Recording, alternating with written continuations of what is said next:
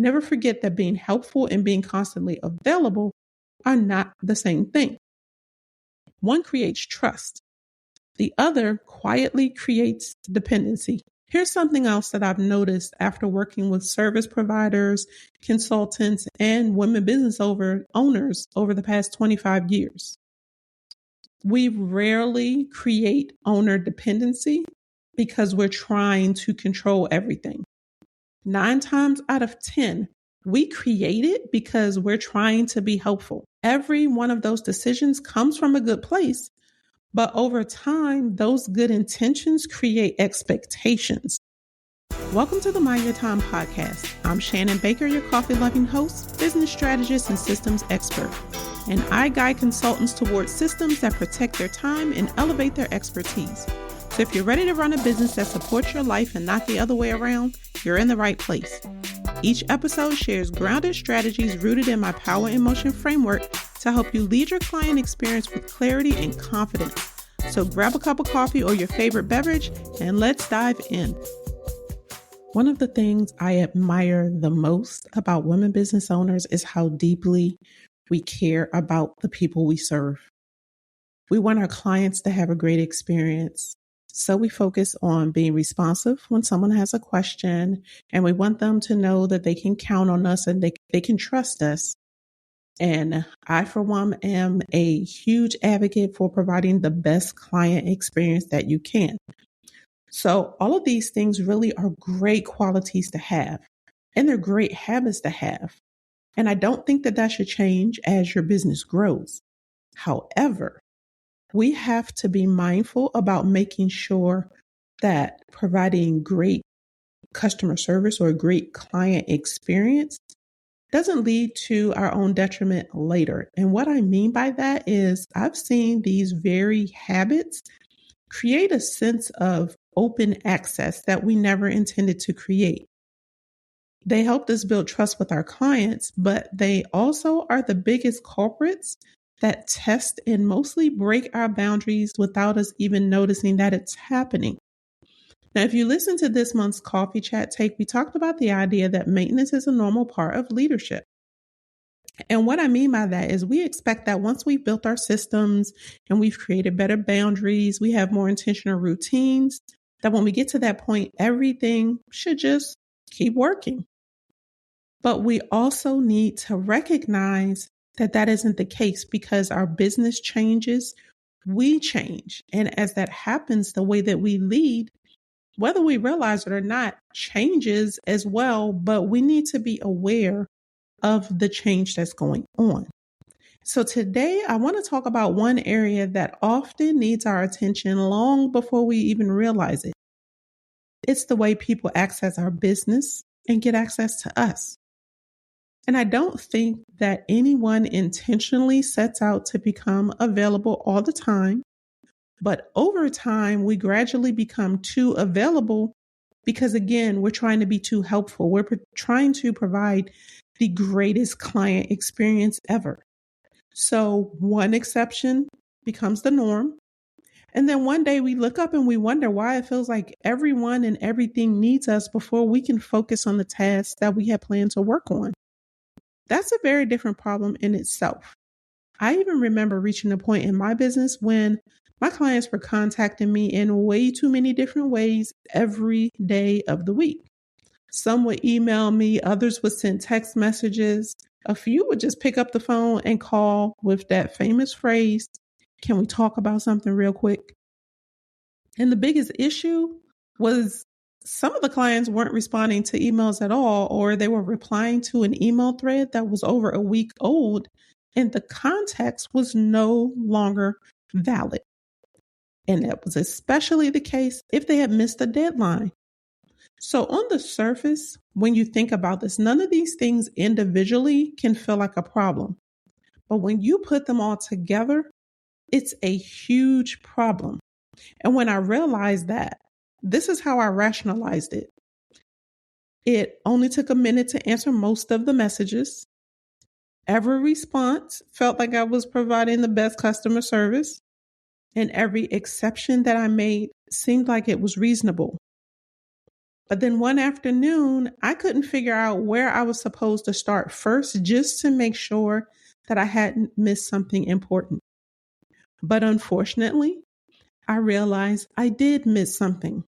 A few things, in fact, that had a negative impact on the relationship with my largest client at the time. And I did all that I could to fix it, and we kept working together for a little while longer. But that permanently changed our working relationship. And honestly, not too long after that, our relationship ended. That was the moment that everything started to change for me.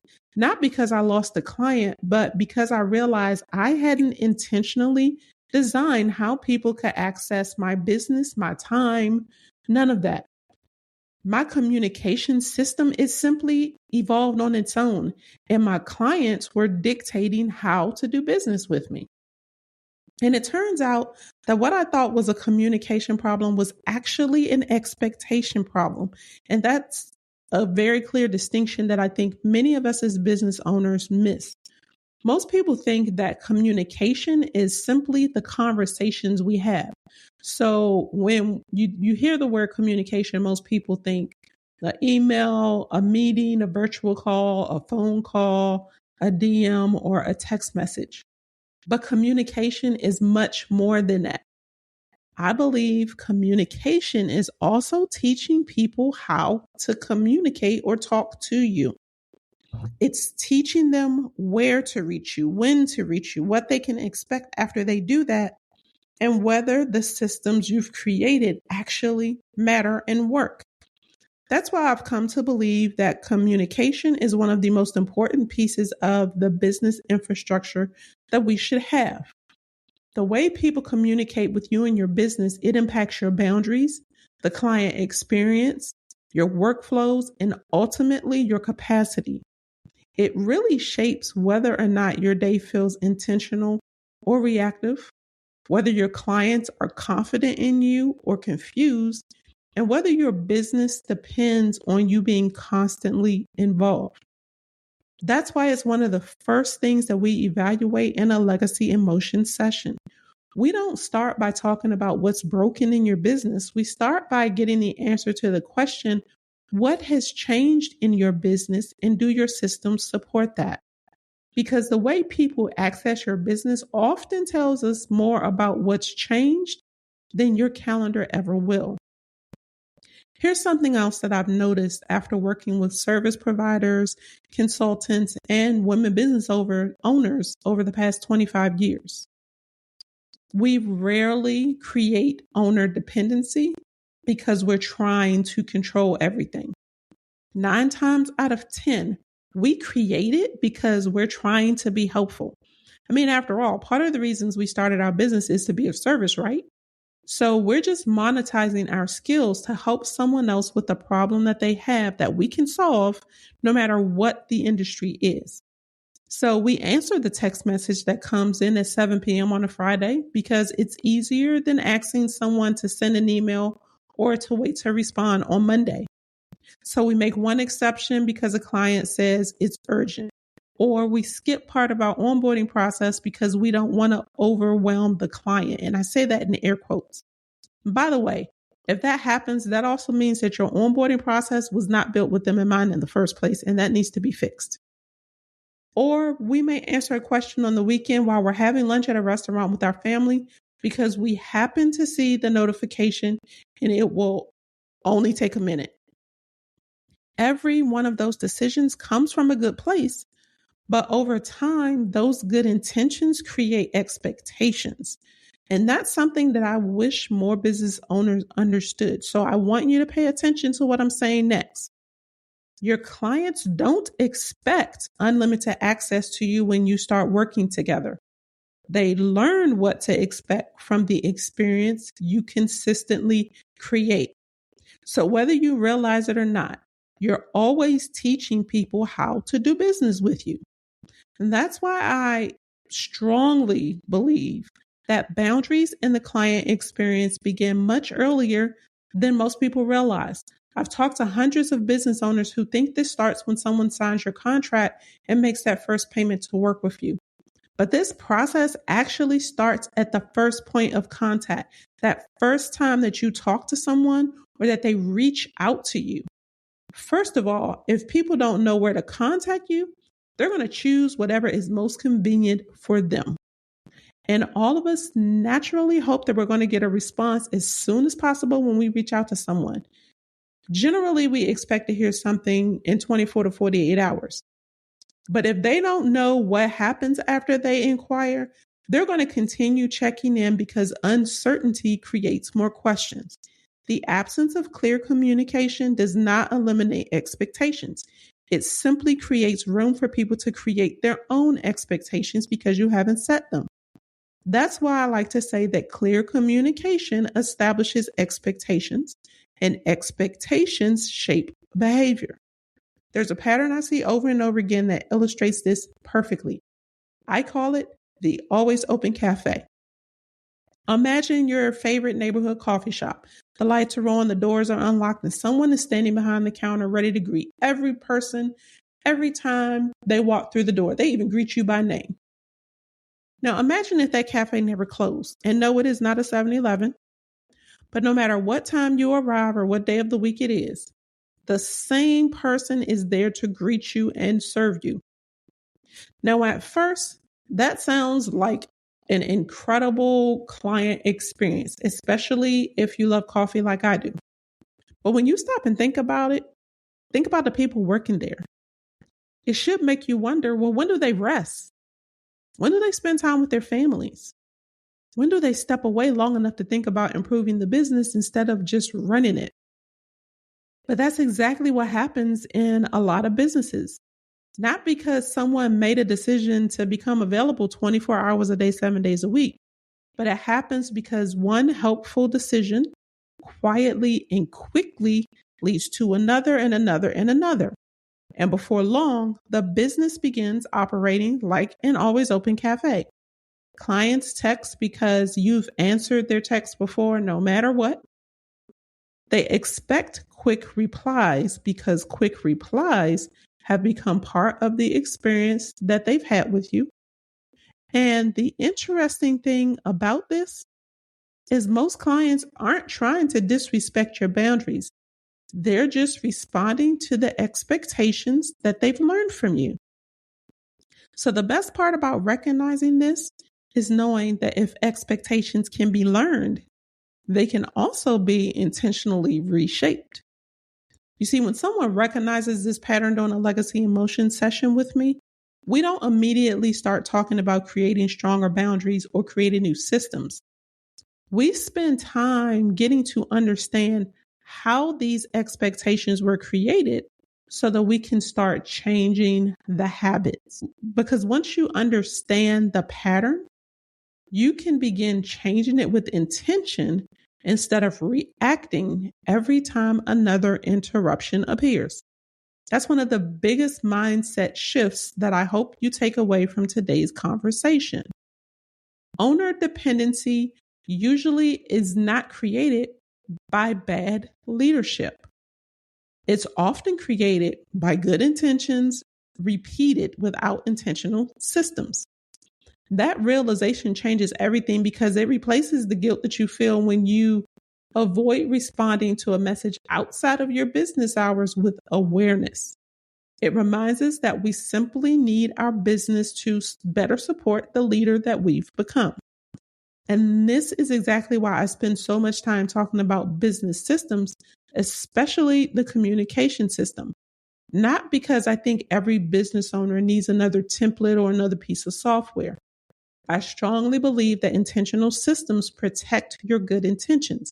In other words, they protect you from yourself when you let them. They create consistency for your clients and they give you breathing room in your schedule. They allow you to continue providing an exceptional client experience that doesn't require your constant involvement in every conversation and every decision. You know, one of the biggest misconceptions that I see is people thinking that communication systems are just email templates or canned responses. And those things certainly are a big part of it, but that's not what I'm talking about today. A communication system answers questions most of the time before they're even asked, because it lets clients know how to communicate with you, where to communicate with you. It establishes when they should expect a response. It explains what happens next, so they're not left wondering if you received their message or if something has fallen through the cracks. When your communication is intentional, people feel more confident because they know what to expect. And when people know what to expect, they don't feel the need to constantly check in with you for updates. They wait for your regularly scheduled check-in call. Think about how many interruptions begin with uncertainty. These are some of the most common things we will hear. I just wanted to make sure you got my email.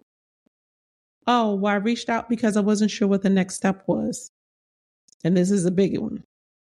I know you said you'd get back to me, but I just wanted to follow up with you to make sure you don't forget.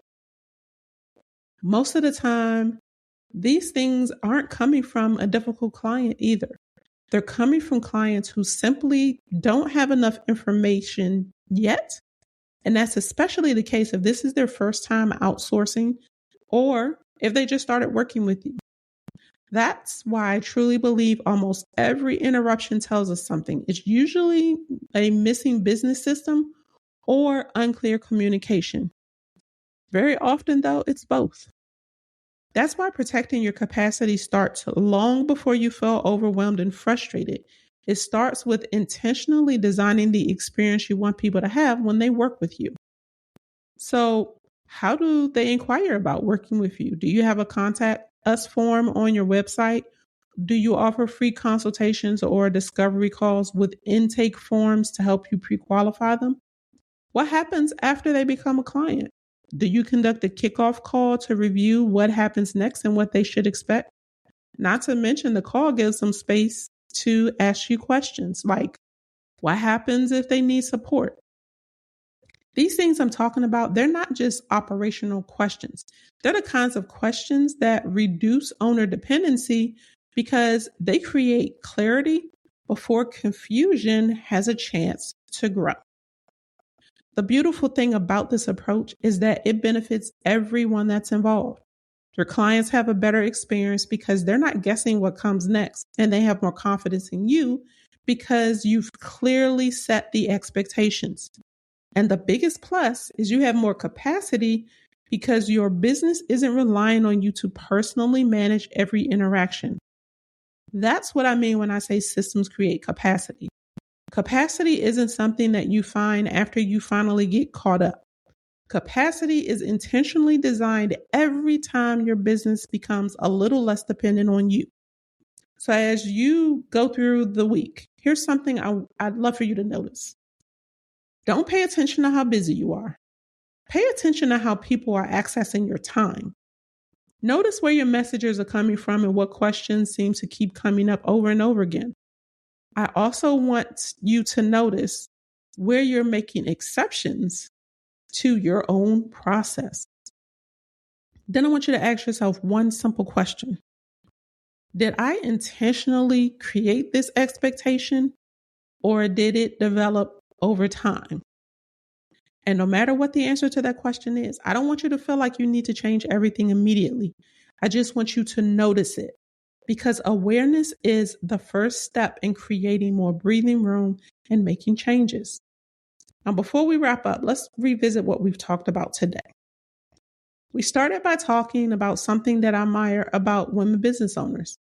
We genuinely care about the people that we serve, and we want to be helpful and responsive. We want them to have the best client experience, and those are great qualities I don't want you to lose. But good intentions deserve intentional support. So I need you to remember that clear communication is much more than conversations. It's one of the ways our business teaches people how to work with us. Every email, every exception, every response, every process, it shapes the expectations that people carry into the relationship and throughout. We also talked about the Always Open Café and how owner dependency usually is not created by one big decision, but it develops gradually through small, well-intentioned choices that seem insignificant individually in the moment, but when you put them all together, they eventually become the experience that people expect, whether it's what you want or not.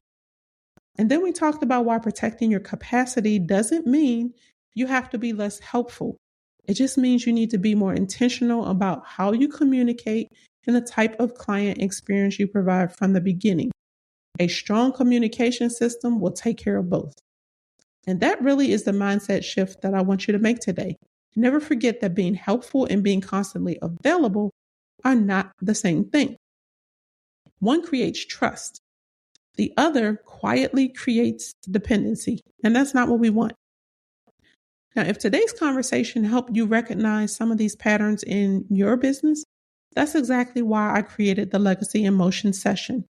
It's not a session where we look for everything that's wrong with your business.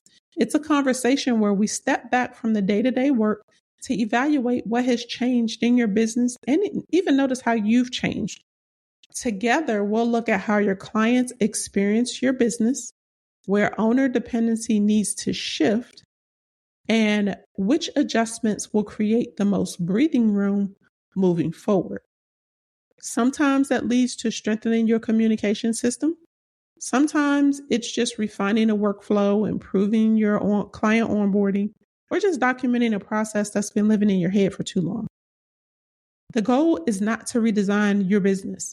It's to understand what your business needs now so that it can continue supporting your life instead of requiring constant access to you.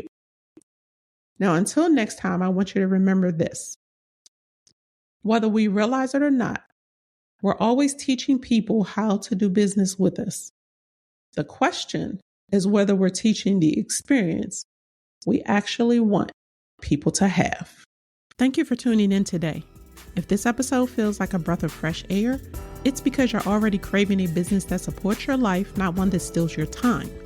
If you want help spotting what's quietly draining your time and energy, you can download the Back Office Power Checklist at theshannonbaker.com/checklist.